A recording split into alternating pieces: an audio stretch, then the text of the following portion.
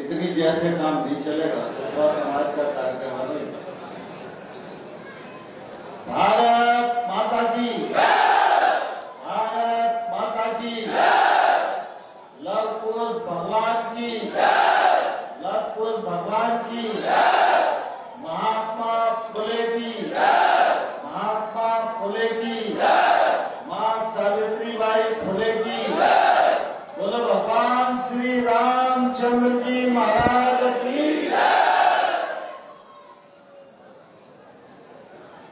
आज के इस गरिमामयी कार्यक्रम में हम सबके मध्य विराजमान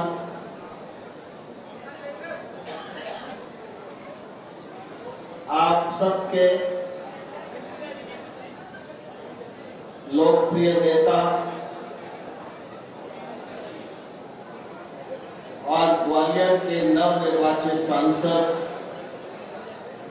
आदरणीय श्री भारत सिंह कुशवाहा जी, आप सबके स्नेह और विश्वास के बल पर जिन्होंने विजय प्राप्त की, ऐसे मुरैना के सांसद आदरणीय श्री शिवमंगल सिंह तोमर जी, भारतीय जनता पार्टी के अध्यक्ष डॉक्टर योगेश पाल गुप्ता जी, अंबा नगर पालिका के पूर्व अध्यक्ष जिनेश जैन साहब, हमारे कुशवाहा समाज के अध्यक्ष आदरणीय गिरिराज जी, लव कुश सेना के अध्यक्ष आदरणीय योगेश सिंह कुशवाहा जी, कुशवाहा समाज के युवा नेता नरेश सिंह कुशवाहा जी, रामविलास कुशवाहा जी, कदम सिंह कुशवाहा जी, रवि कुशवाहा जी और भारतीय जनता पार्टी के बहुत ही वरिष्ठ नेता आदरणीय कमलेश कुशवाहा जी, केदार सिंह कुशवाहा जी, मंच पर विराजमान बहन ममता जी, कुशवाहा समाज के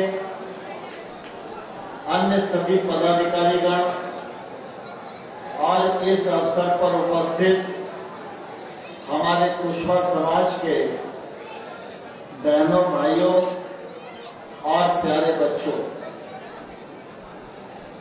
आज लव कुश जयंती का कार्यक्रम है। आप सब लोग सपरिवार उसमें उल्लास के साथ सम्मिलित हुए हैं और बहुत अच्छे से कार्यक्रम का आयोजन संपन्न हो रहा है। मैं इस अवसर पर आप सबको बहुत बहुत बधाई, बहुत बहुत शुभकामनाएं देता हूं। आज संयोग है जब एक तरफ लव कुश जयंती का आयोजन है और आज ही भगवान श्री कृष्ण जी का जन्मदिन भी है। जन्माष्टमी का त्योहार पूरी दुनिया में मनाया जा रहा है। यह भी वो पवित्र मौका है। मैं जन्माष्टमी की भी आप सबको हृदय से बहुत बहुत बधाई देता हूँ, बहुत बहुत शुभकामनाएं देता हूँ।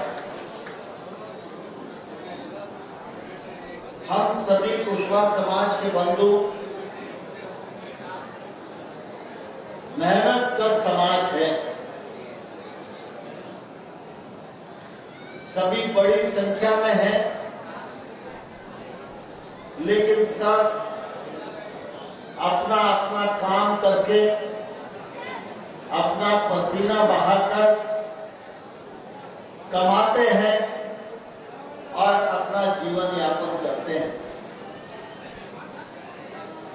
समय समय पर सामाजिक क्षेत्र हो, रचनात्मक क्षेत्र हो, इसमें भी कुशवा समाज की स्थान स्थान पर भूमिका रहती है। हम सब लोग इससे परिचित हैं। आप सब इस बात को भी भली भांति जानते हैं कि हम सब प्रभु राम के वंशज हैं, प्रभु कृष्ण के वंशज हैं, लव कुश भगवान के वंशज हैं।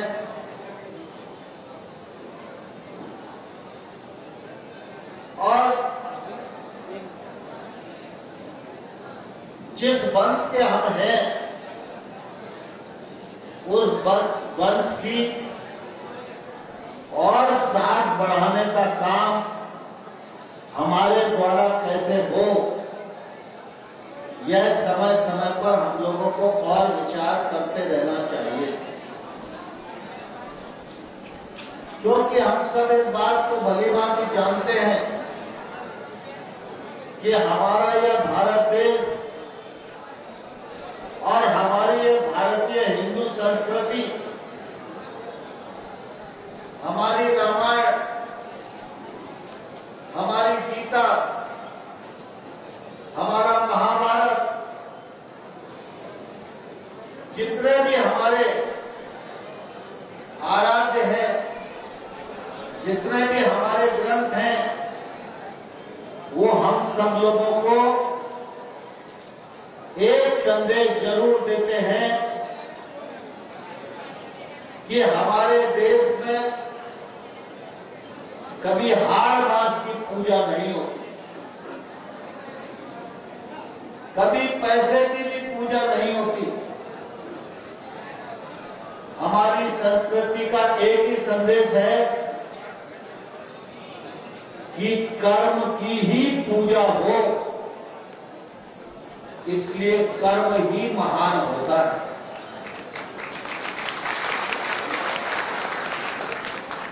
अगर हम भगवान की दृष्टि से देखें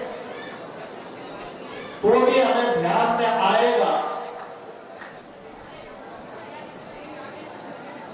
कि रामचंद्र जी महाराज दशरथ के पुत्र थे, और जब तक वो दशरथ के पुत्र थे तब उनको विश्वामित्र जी लेने आए थे। तो उन्होंने कहा कि महाराज, हमको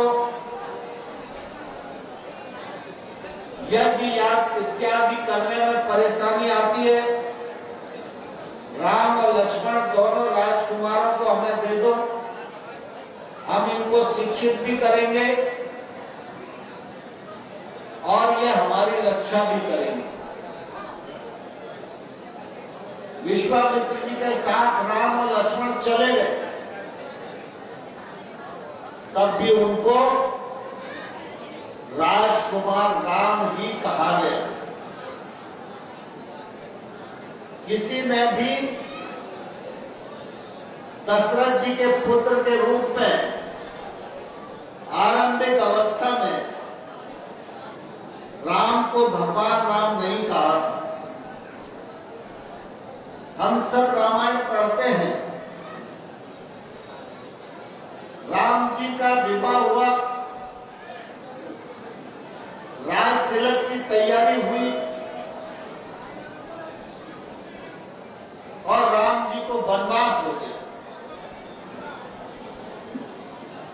कैकेयी ने राजा भरत से वरदान मांगा, राम को 14 वर्ष का वनवास और भरत को राजगद्दी। आज हम सब जानते हैं कि एक मेड़ पर थोड़ी सी जमीन इधर उधर हो जाए तो भाई भाई में गोली चल जाती है।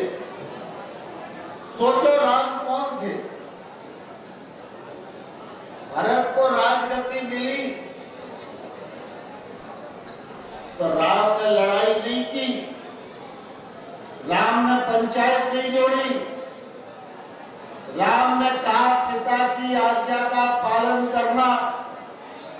ये मेरा सौभाग्य है और मां ने कहा है और पिता का वचन है, तो मैं 14 वर्ष के लिए वनवास जाऊंगा और मेरा भाई यहां राजगद्दी पर बैठेगा। राम के जीवन से ये शिक्षा मिलती है, गद्दी भाई से बड़ी नहीं होती, गद्दी बंधु से बड़ी नहीं होती। और आप देखिए, राम को वनवास हुआ, राम वन के लिए चले गए, 14 वर्ष गुजरे, रावण का संहार करके जब भगवान अयोध्या लौट कर आए तो भगवान को मर्यादा पुरुषोत्तम श्री राम कहा गया। तो भगवान को भी भगवान बनने में 14 वर्ष का वन गमन करना पड़ा, तब दुनिया ने उनको ईश्वर के रूप में स्वीकार किया। ये हम सब लोगों के सामने उदाहरण है। महात्मा फुले जी का चित्र यहां लगा है, मां सावित्री बाई का चित्र यहां लगा है। हम सब इस बात को भलीभांति जानते हैं। क्या सावित्री बाई फुले, महात्मा फुले, इनके नाम पर एक्सिस अवकाश होना, जगह जगह इनकी प्रतिभाएं स्थापित होना, क्या सिर्फ कुशवा समाज के लिए थे, इसलिए हो रही है? जन्म से तो वो कुशवा समाज के थे, लेकिन उस कालखंड में सब समाज के लोगों को शिक्षा देने का मार्ग अगर किसी ने बताया तो महात्मा फुले और सावित्रीबाई फुले ने बताया। ये उनका कर्म था। इस कर्म की पूजा आज पूरे देश में और दुनिया में होती है। इसलिए जब हम लक्ष्मी जयंती के अवसर पर बैठे, महात्मा जी की जयंती पर बैठे, तो सिर्फ कार्यक्रम कर लें, इतने से ही हमारी जिम्मेवारी पूरी नहीं होती। हम सम्राट अशोक की बात करें, हम चंद्रगुप्त मौर्य की बात करें, काम इतने से नहीं चलेगा। कुशवा समाज के लोग भी और अन्य समाज के लोगों को भी इन महापुरुषों के जीवन को पढ़ना चाहिए। आज जब हम चित्र लगाते हैं तो ये चित्र लगाना कोई रस्म अदायगी नहीं है। ये चित्र इसलिए लगाते हैं कि भविष्य की पीढ़ी को मालूम पड़े कि महात्मा फुले कौन थे। महात्मा फुले भी सामान्य हम जैसे ही मानव थे, लेकिन एक मनीषी को, मानव को महात्मा क्यों कहा गया, उसके पीछे उनका कौन सा कर्म है। और जब हम उनको अपना पूर्वज मानते हैं तो क्या उनके बताए हुए रास्ते पर चलने का संकल्प ले सकते? अगर हम संकल्प लेंगे तो हमारी पीढ़ियां एक नहीं और महात्मा फुले को जन्म देंगी, और महात्मा फुले और सावित्रीबाई जन्मेंगे तो कुशवा समाज का यश पूरी दुनिया में और बढ़ेगा। इस दिशा में भी हम सब लोगों को विचार करना चाहिए। हमारी संस्कृति में कर्म को महान कहा गया है, और इसलिए आज जब हम लक्ष्मी जयंती के अवसर पर बैठे जब जन्माष्टमी के अवसर पर बैठे तो ये दिन हम सब लोगों को एक ही शिक्षा देता है कि कुल मिला के सन्मार्ग पर चलना, देश को आगे बढ़ाने के लिए चलना, हिंदू संस्कृति को मजबूत करने के लिए चलना, मर्यादा पुरुषोत्तम श्री राम के बताए हुए रास्ते पर चलकर अपने इसलोक को भी सुधारना और अपने परलोक को भी सुधारने का काम हमें करना चाहिए। इस प्रकार के आयोजन समाज में पवित्रता पैदा करते हैं, अपने पुरखों के प्रति अभिमान पैदा करते हैं और उनके जीवन से प्रेरणा लेकर हमारे छोटे छोटे बच्चे भी जब उस रास्ते पर चलने के लिए प्रेरित होते हैं तो मैं समझता हूं इसी से भारत का भविष्य बढ़ने वाला भी है और गढ़ने वाला भी है। हम ग्रामीण क्षेत्र के नागरिक हैं, सामान्य तौर पर खेती और किसानी में काम करते हैं। खेती और किसानी में काम करना जरूरी है, लेकिन काम करते करते कभी कभी ये लगता है कि अपने को क्या करना, अपने को तो खेती ही करना है। अच्छी उपज हो गई तो खुश हो गए, कम उपज हुई तो दुखी हो गए। इतना ही जीवन नहीं है। हम सब लोग गांव में जरूर रहते हैं, लेकिन अगर हम देश की परिस्थिति को पहचानेंगे, अपने पुरखों के जीवन को पढ़ेंगे, उससे सीखने का काम करेंगे, तो आप गांव के विकास में भी योगदान दे पाएंगे और देश के विकास में भी योगदान दे पाएंगे। एक जमाना था जब हिंदुस्तान मांगने वाला देश हुआ करता था। हमारे देश का कोई भी नेता दुनिया के किसी देश में जाता था तो सिर्फ उस देश से कुछ न कुछ मांगने का काम करता था।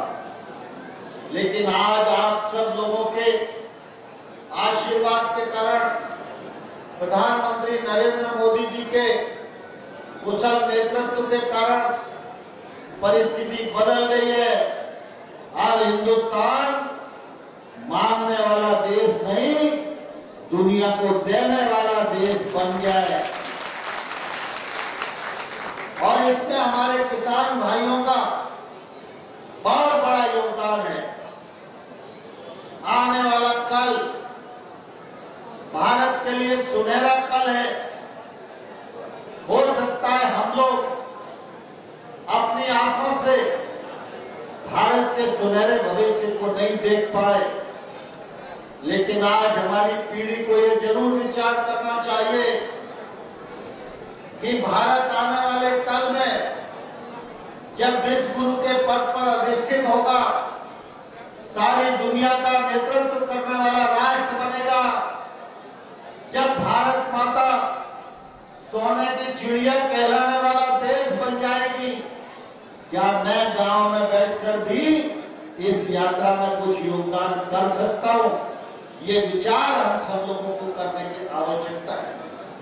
जब हम अपने आराध्य के जन्म जयंती के अवसर पर उपस्थित हैं तो सिर्फ जुलूस निकालकर और भोजन करके कार्यक्रम का अंत न करें।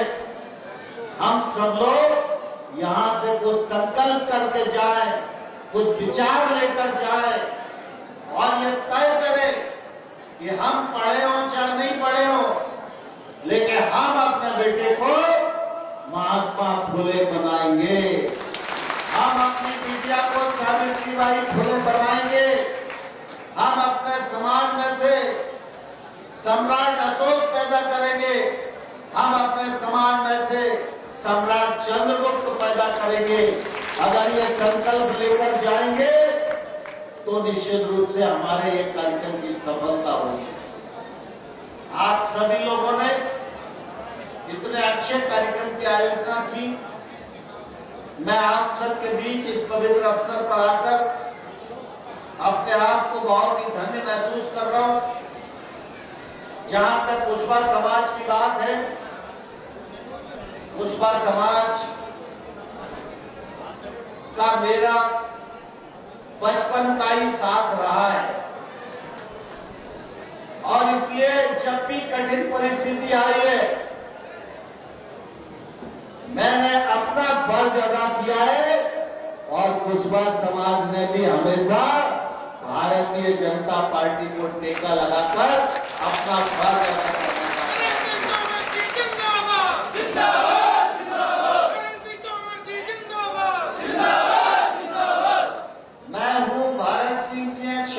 जी, हम सब आपके हर कार्यक्रम में कंधे से कंधा और कदम से कदम मिलाकर काम करते रहेंगे। आप सबका ऐसा ही स्नेह और प्रेम बना रहे। बहुत बहुत धन्यवाद। भारत माता जिंदाबाद।